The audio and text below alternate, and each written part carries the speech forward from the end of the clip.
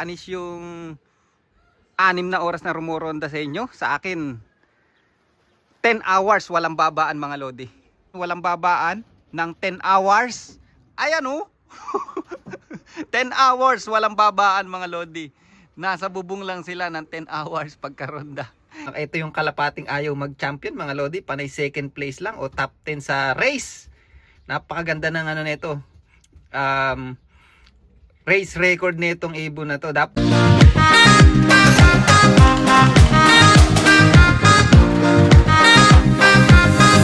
Panis yung 6 na oras na rumoronda sa inyo. Sa akin 10 hours walang babaan mga lodi.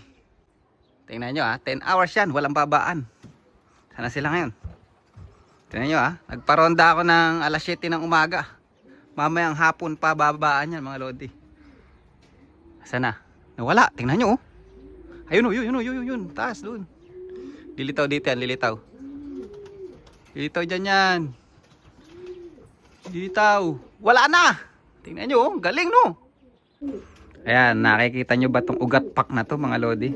Ilalaglag natin dyan yan. Tingnan nyo nakaabang na si Loco. Kaabang na siya mga lodi tingnan natin kukuhanin. Paring stubborn. Kuhanin mo na. Nahiya ka pa Ayan na.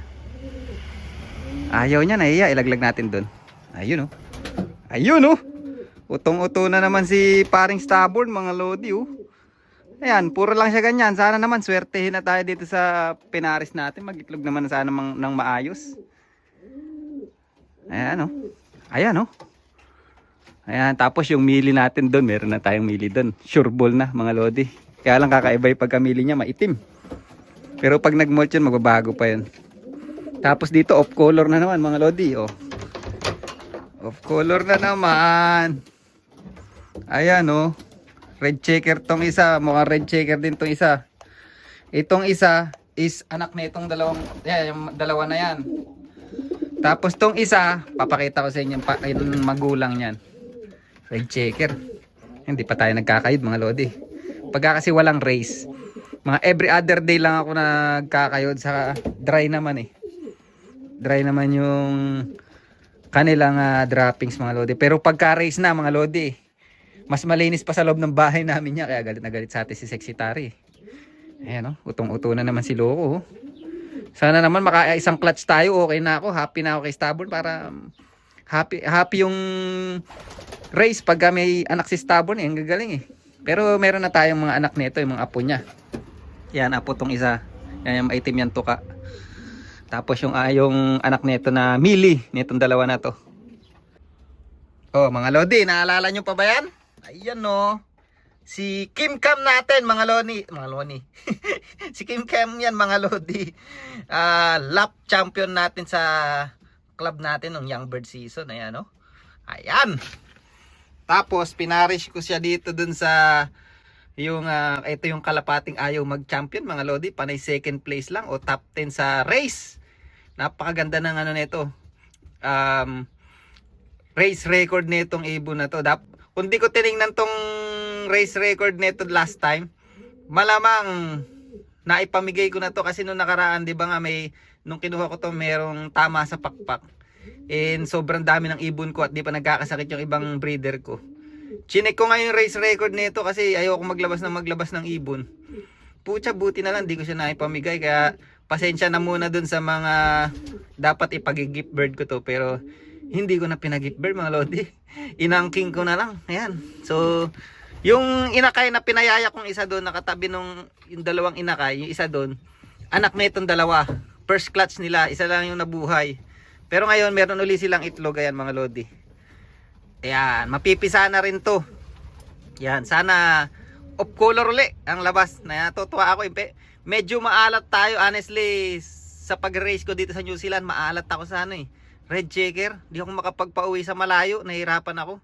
Di ko alam bakit, pero ang gaganda lang napapalabas ko. Magagaling sa umpisa pag sa malayo na kundi nadidisgrasya sa loob ko, nawawala sa race. Pero nagpapanalo katulad ni Sexy Tari. Nakita yung nanalo si Sexy Tari. Red checker din yun. Pero wala Talagang ganyan So hopefully itong mga mapapalabas nating red checker itatry uli nating mapadulo mga lodi. Pero ito itong mga mapipisa na to pang old bird season na natin to. Ayan. 'Di ba? Napakaganda. Mga pang old bird season na to, talagang hindi naabot sa young bird to. Pero tingnan natin, ayan oh. Ayan oh. Ayan, buti na lang dapat ito kasi itong cage na to, kaya madumi yan ganyan, walang screen sa baba. Dapat lalagay ko lang dito sana yung mga may sakit. Nung kinuha ko tong cage na to. Yan, dito ko lang sana ilalagay may mga sakit. Ang problema, nailagay ko tong dalawa dito, putya mag-iitlog na pala, hindi ko na tuloy magalaw. Lalagyan ko pa sana ng screen yan, tapos ihahang ko, tapos may salo sa ilalim. Para yung mga droppings na doon, tapos tatanggalin ko, linis-linisin. Hindi ko na lang malinis. Kasi masiselan yung, napansin ko, masiselan yung mga breeder ko ngayon. Pagka ginalaw mo, hindi na yung nilulukuban yung itlog. So, ang ginawa ko ngayon, hayaan ko na lang muna sila mapisa. Pag napisa yan, saka natin naayusin. Tapos pwede pa akong maglagay dito ng divider dito sa isa para meron pa akong meron akong ikakasa dyan na isa pang pares. Alright. Ito na naman yung isang ugat pack mga lodi. Try natin. Whoop! Nalaglag. Whoop! Utong-uto. Abol na abol si paring stubborn. Whoop! Ayan. Tapos ito mag-iitlog na naman itong mga lodi. Ito nag-uupo na Ayan na, yung mga kalapati natin oh. 10 hours siya, walang babaan mga lodi. Pakita ko sa inyo mamaya. Panis yung 6 hours yun na walang babaan. Ha!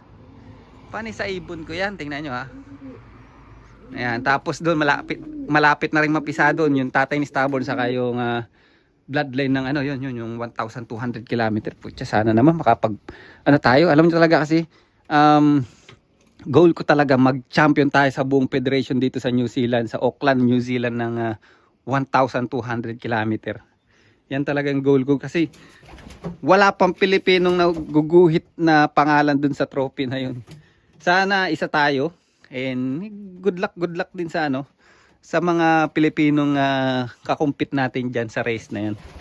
Ayan. So, bala ko kasi itong cage na to mga lodi, pagka napisa na sila, lagyan ko divider. Tapos yung finisher ng 1,200 km na yung blue bar cock. Kasi naglagay lang ako ng isang inakay dyan pinayaya ko sa kanila kasi hindi na nagfertile yung pair nila, yung itlog nila last time.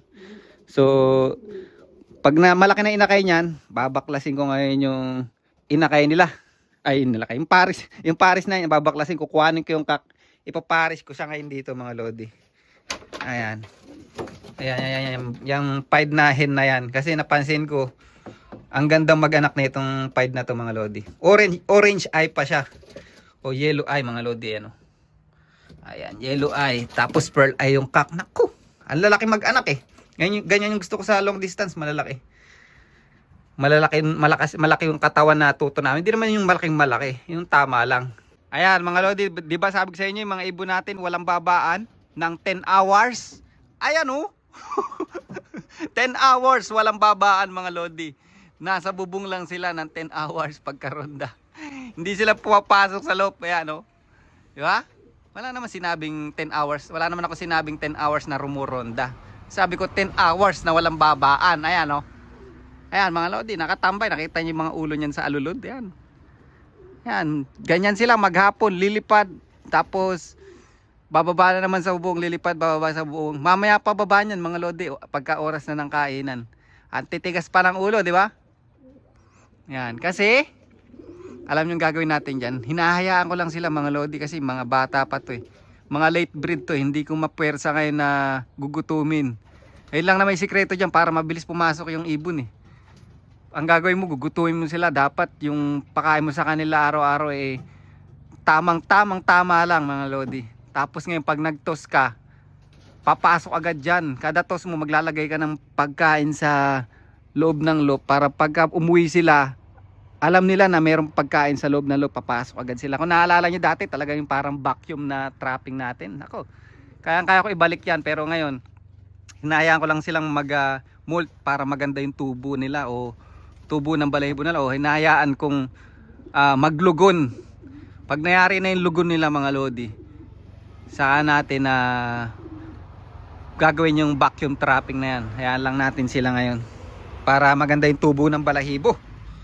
Okay? Ayan, oh.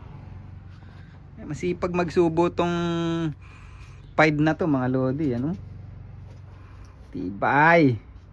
Ayan, di ko alam kung ano yung mga ililipad ng ibon natin sa old bird season or young bird season. Kasi March, first week ng March, race na namin sa young bird, pero hindi pa tayo magkakarga ng maaga. Baka magkarga na tayo mga last week ng March mga lodi. Hayaan natin silang mauna kasi mga bata ibon natin at may ginawa nga ako dun sa kanila. Hayaan ko munang mag-molt, maganda yung tubo ng pakpak, saka natin na pupwersahin. Ayan, hayaan muna natin sila mag-enjoy sa labas. Ayan, maging ano muna sila, maging bubungers muna sila mga lodi. So yun, dito ko na lang muna yarin yung vlog natin mga lodi. Ayan, oh. Meron pa tayo isa dun, oh. Pero mukhang blue bar yun, yung isa dun sa bowl dun, sa nest bowl. Ayan. So pagkayari na ito, babaklasin ko na to. Pagka mga medyo siguro mga 20 days na tong young bird na to, yung mga inakay niyan, o mga let's say 15 to 20 days, babaklasin ko na yan. Hayaan ko na lang yung kak yung magsubo, kaya na ng kak yan. Tapos i-condition ko na tong hen na to. Tama-tama yan, malaki na rin yung young bird nito. Hayaan ko na lang din yung hen yung magsubo para kaya na ng hen niya kasi isang inakay lang yan nandun eh. Yan, sana naman swerte na tayo kay Stubborn. Isang clutch lang naman boy ang hinihiling ko ngayong season. Alright, so dito ko na nangyari yung vlog natin mga lodi. Thank you, bye.